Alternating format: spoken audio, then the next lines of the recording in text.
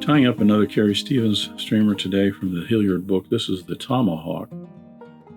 Handsome little fly with a red floss body, silver tag and rib on this, but it has a green iridescent rump feather from a golden pheasant, which is interesting. This is the first time I've ever worked with that.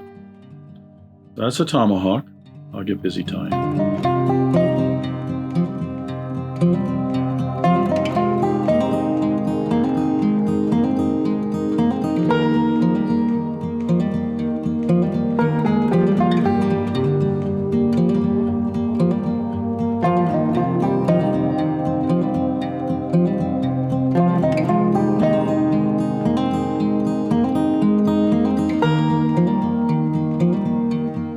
So I started the Tomahawk with my hook in the vise. This is a Partridge C15 in a size 4. I've already added the thread on here. The Tomahawk has a silver tag in the back and a red floss body and a silver rib to it. So in order to speed things up a little bit, I've gone ahead and attached this thread. This is the one I'm starting out with, is a 210 Denier Danville in white. I'm using white because I don't want to darken up that red thread.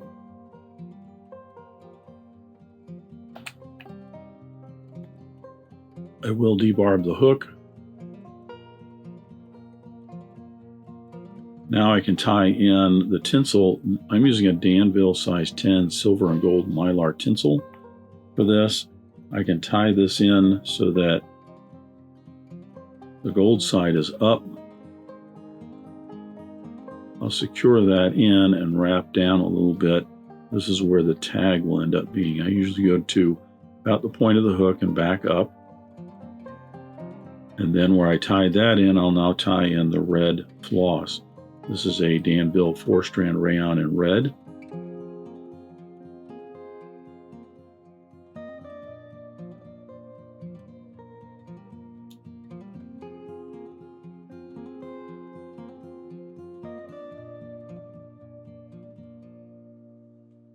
Slipped in my fingers there. I'm going to secure this in.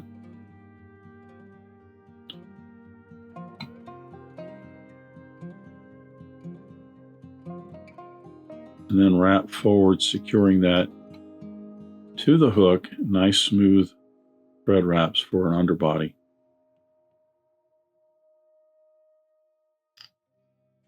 Advance my thread forward to the end of the body, which I have discovered is not up here, all the way up here where the head space is going to be. She tied hers and secured them a little bit further back, and I'll explain why in just a minute.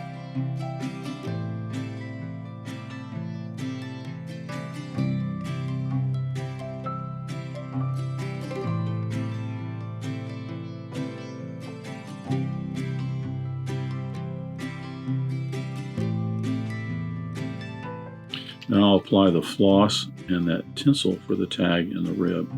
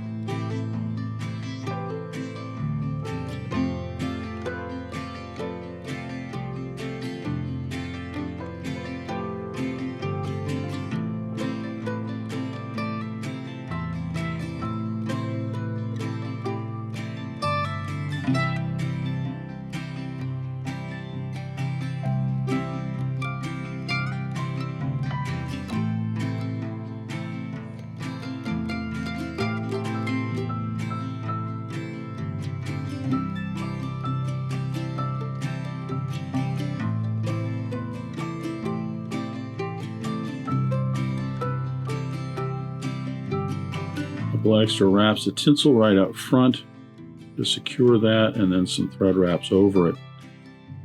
Now, she tied hers with the end of the body back here because if you're up here, then you're tying in the bucktail.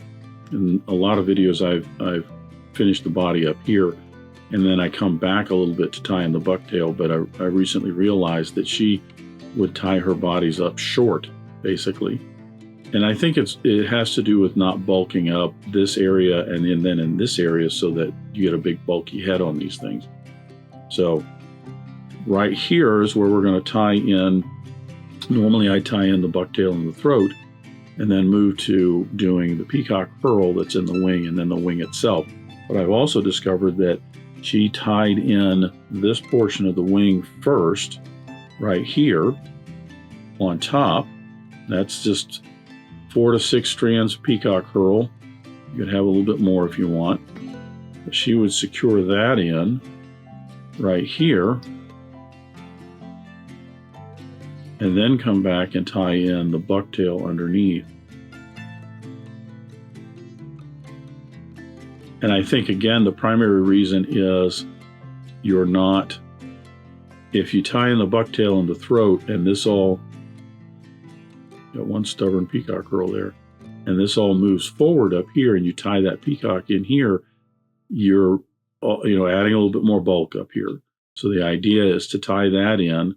The throat advances forward to just behind the headspace or right in the headspace and covers up all this as well as the wing. But I think that's why that's tied in right there. Now we move to the bucktail. The bucktail is just some white bucktail I've already processed. The one catch with the bucktail is you just don't want to have too much. You don't want to make it too dense because it will add buoyancy and cause the fly to ride either sideways or even invert itself. You can tie that in same length as the Peacock Herl, which is just maybe 3/8 of an inch or so behind the bend of the hook. I'm going to secure that in. Now, before I get up to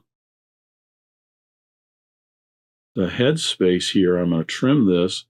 I want to trim this at a little bit of an angle. That one little Peacock Herl keeps popping up there. And I'm going to advance my thread forward. Now, this is important because right here at the base is where I'm going to tie in the first bit of throat material. Before I do that, I'm going to advance my thread forward, and I'm up in the head space here.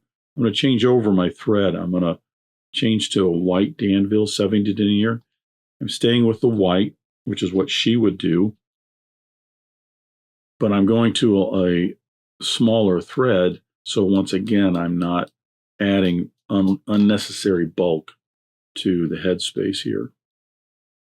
I'll trim away the larger thread, bringing my thread back down to the base of that bucktail that I tied in. Now, the throat on the Tomahawk is just some Blue Hackle.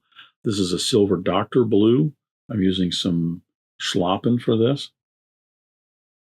I'm going to get one bit here. This gets tied in, goes about halfway down the body.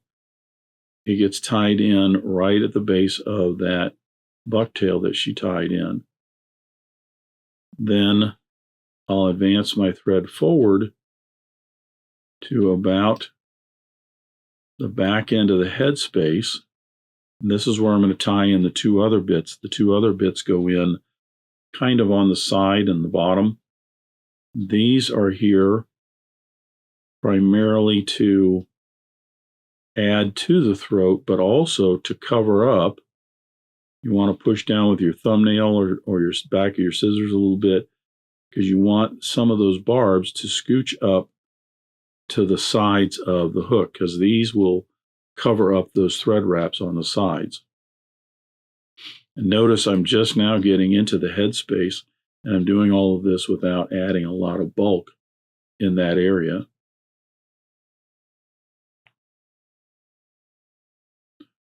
Trim away the rest of that. And then I'll tie in the last bit of throat material on the other side, doing the same thing, just making certain that I'm getting that distributed so that it is on the side and will cover up those thread wraps. Keeping in mind that when she tied these, she was tying by hand and she was using a larger silk thread to tie these. Therefore, bulking all of this up was much more of an issue.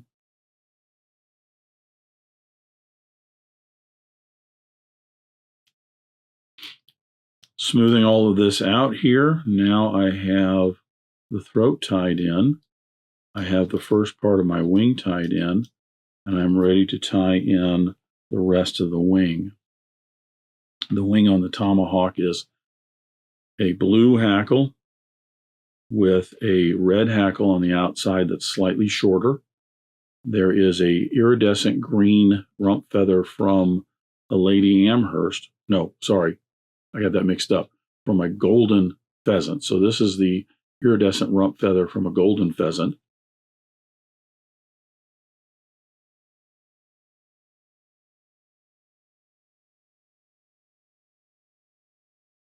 I'm going to trim these, the excess rachis off here, right at the very base.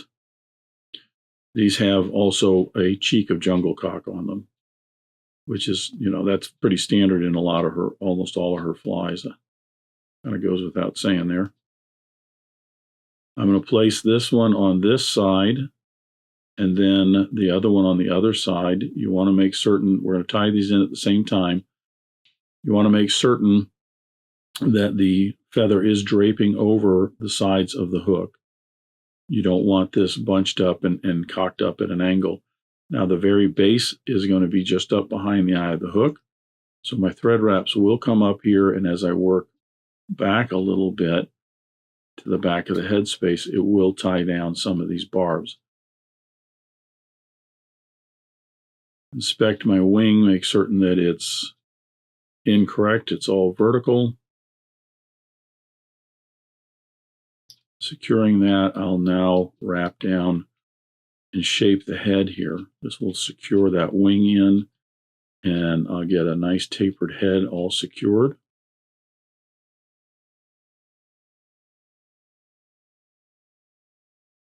Now, in the past, I've done in some of these videos where I would have had a base color of whatever the band is that's in the head of these, and this one has a red band on a black head.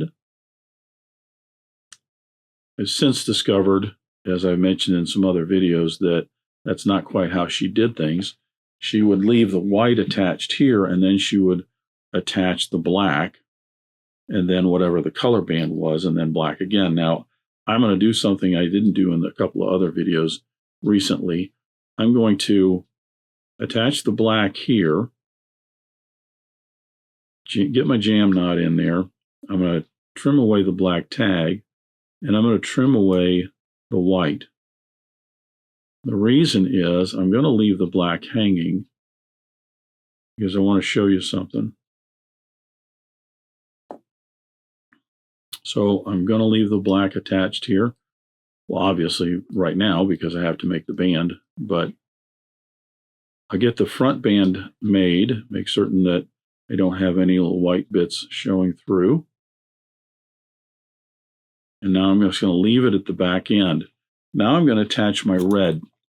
For red, by the way, the black is also just a 70 Denier Danville. This is a red 70 Denier Danville. The reason that I'm leaving the black is I want to show you that when you do it this way, which is a little bit easier in that regard, in terms of tying this in, but the thing you run into is you're going to get a black line underneath that red. So I'll trim away the tag end of red here. And as you can see, if I show you the bottom of this, you can see there's a little black line underneath there. This thread is fairly thin and it just doesn't cover up, doesn't mask over the black there. In other videos, I would have left the white attached so that you could not have that black line.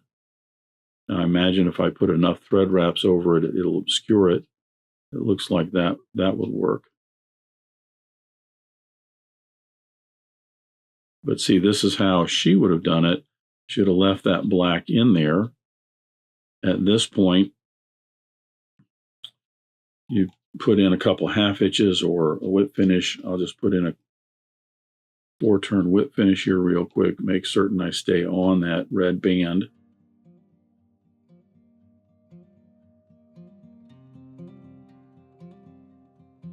Securing the red thread.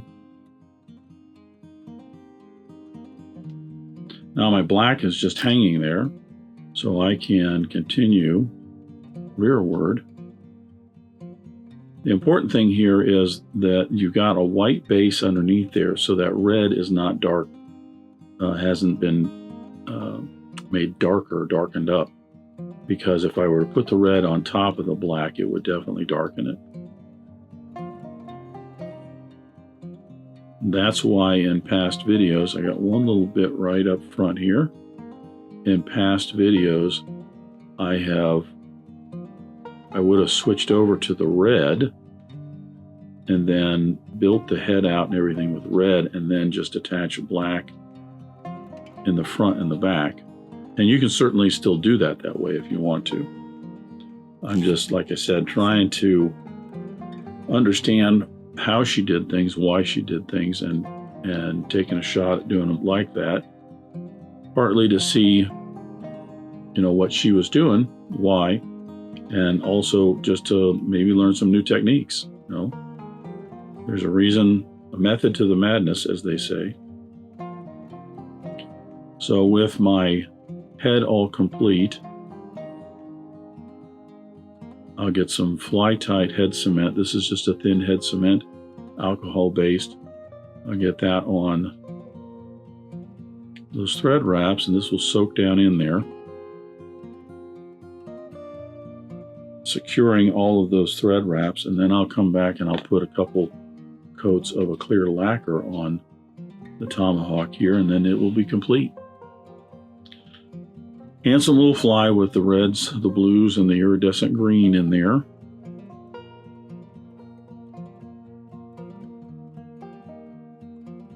That's the Tomahawk. Thanks for watching today. Thank you for joining me at the Vise today. I hope you learned a new pattern, at least a tip or trick here and there. If you'd like to help Dress Irons, you can like, comment, share, subscribe, all those wonderful things for the video. You can also head out to dressedirons.com, where you can buy flies, tools, stickers, and merch, or you can join a growing community over on Locals at the Dressed Irons Fly Tying Guild. You can also donate to Dressed Irons if you want through the link at the bottom of the description. I thank everybody for their ongoing support, as it really does help the creation of these videos. But what's important is to remember, only fly tying. If you're not having fun, you're doing it wrong.